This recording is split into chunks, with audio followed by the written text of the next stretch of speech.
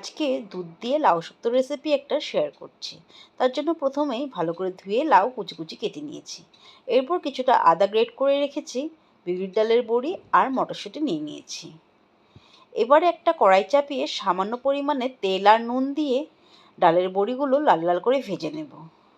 আর জানি এই রেসিপিটা সবাই জানে, তবে আমি কিভাবে রান্না করি সেটাই শেয়ার করে নিচ্ছি।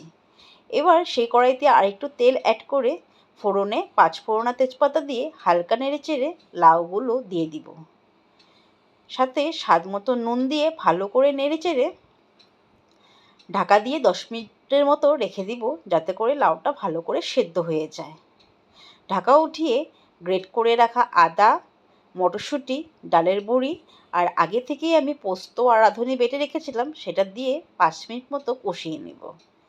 এরপর ছোট এক বাটি দুধ দিয়ে ভালো করে ফুটিয়ে নিব।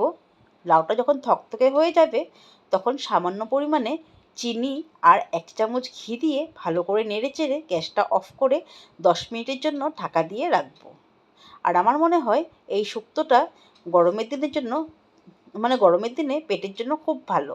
তারপর সার্ভ করব। ধন্যবাদ।